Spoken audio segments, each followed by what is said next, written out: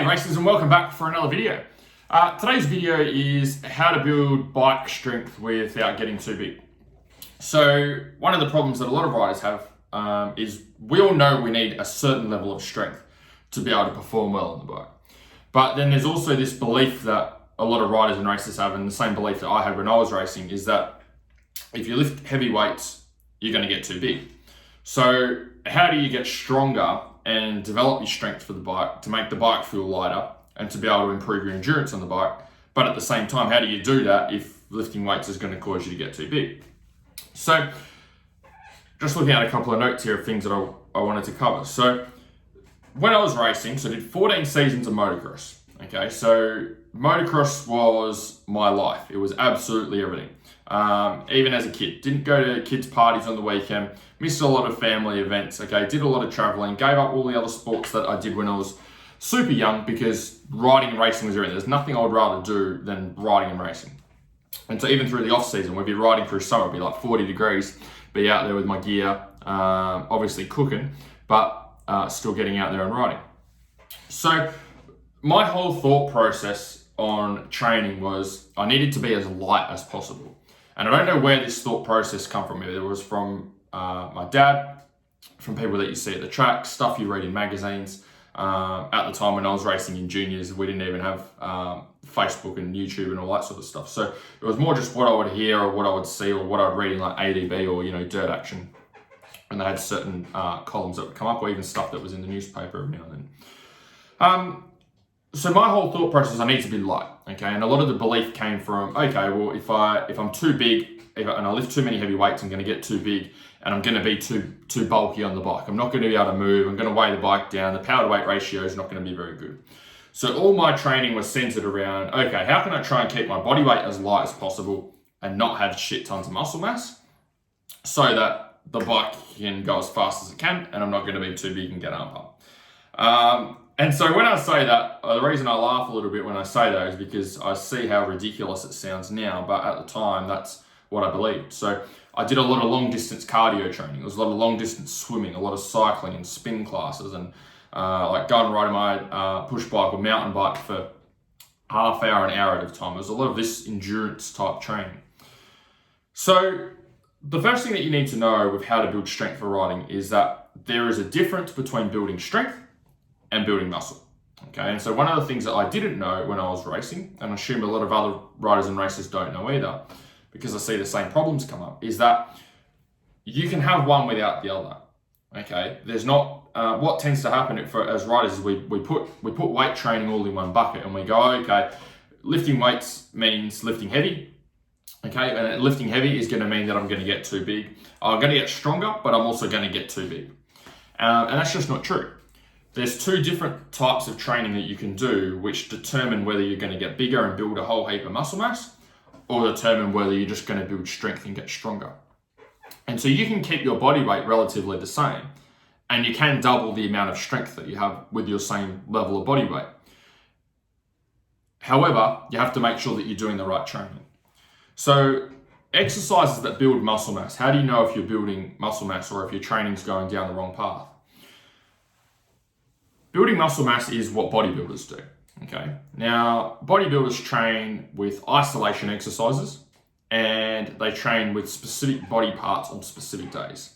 So they'll have like an arm day, a chest day, a core day, a leg day, a back day, okay? That's how they'll structure their training. And the whole goal of their training is on those specific days of the week, they have a whole heap of different exercises which isolate that specific muscle group. So let's say they might have leg day, right? So they might do leg extensions. They might do hamstring curls. Okay, they might do calf raises. So notice that all of these exercises, they're isolating a specific muscle group. Okay, they're isolating the quads, they're isolating the hamstrings. They're taking out majority of the body, majority of the muscles in the body for that movement, and just pinpointing and laser focusing an exercise on a specific muscle. Now, they do that with multiple exercises on a particular session. And what that's designed to do is to break down muscle fibers in that particular muscle because it's been put under heaps and heaps of stress. And then what happens is those muscle fibers have microtears. Okay, and those microtears are what contribute to the soreness and stiffness that you get the days after. And so the goal is that we smash, or the goal with bodybuilding there is you smash that particular muscle group as hard as we can, and then we wait for it to recover. When it recovers, it comes back a little bit bigger than what it was before. And that's really the whole process of building muscles. Every week, we smash a particular muscle group on a particular day with a few different exercises to get those muscles to grow. Now, by doing that, okay, a side effect of doing that is those muscles do get stronger, but the main goal, the main thing that comes from doing those exercises is we're tearing muscle fibers, we're making them bigger, okay? They're tearing down, repairing themselves, coming back bigger. Tearing themselves, repairing themselves, coming back bigger, and that's the whole process.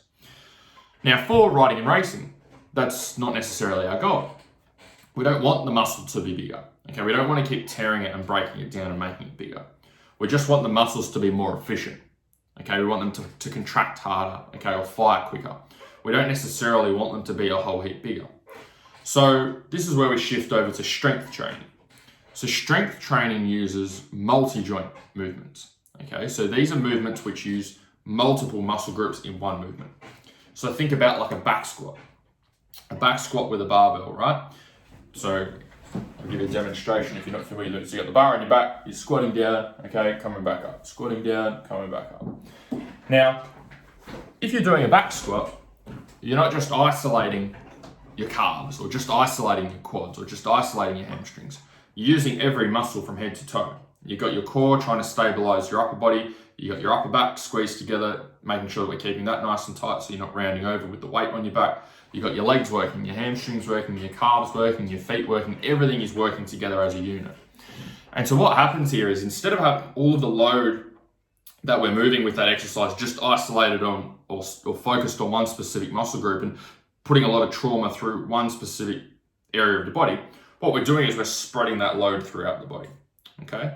And so what this means is we're not just training the muscles to be more efficient, we're getting more efficient with the movement as well, okay, as a whole. We're getting more efficient at getting our body working together as a unit, as one system, rather than just getting each muscle working separately. Another movement that you can use is same like a deadlift, right? Deadlift with the barbell, we got the bar on the floor, we come back up, bang, okay, bang. So when I'm doing that deadlift, I've got my quads working, I've got my hamstrings working, got my bum working, got my core working, got my upper back working, got all of these muscles working to keep my body nice and tight and keep it in position to be able to move the weight. Same with overhead pressing, okay? So I'm sitting down, but you can do like a standing overhead press, push the weight up overhead and back down, okay? We've got multiple muscle groups working. Got my triceps, my biceps, got my forearms, grip to a certain degree is working. Got my upper back working, got my lats working, got my core working, okay? We've got everything working and firing together. And the reason that that's important is because when you go and ride the bike, the same thing's happening, okay? So when you go and ride, you never have just your quads working by themselves. You never have just your biceps working by themselves. You have your whole body working together as a unit. Okay, you've got the load of the bike, okay, and the demands of the track going through your whole body. So we want to make sure with your training during the week, we're getting your whole body working together as a unit, exactly like it does when you're out on the bike on the weekend. And so that's how you get your muscles to work on developing strength rather than working on developing size. So some telltale signs that you've got the wrong program is you've got isolated days. Okay, and you've got a lot of exercises that use a lot of machines and that focus on specific muscle groups. You've got things like bicep curls and tricep extensions and calf raises and leg extensions and hamstring curls and things like that. You've got a lot of those movements and you don't have very many movements of like barbell back squats or barbell deadlifts or barbell overhead press or barbell bent over rows or barbell bench press. Okay, you don't have many of those movements. So yes, you can get stronger without getting massive. You just got to make sure you're doing the right exercises and the right stuff, which we've just gone through. So if you'd like some help with this stuff and you'd like to work together with me one-on-one, feel free to fill out an application form. I'll put the link either up here or down here. I'll ask you a couple of questions about what you're working towards, and then I can see if I can help or not. Otherwise, hopefully you guys enjoyed this video and looking forward to putting some more together. I'll chat to you guys soon. See ya.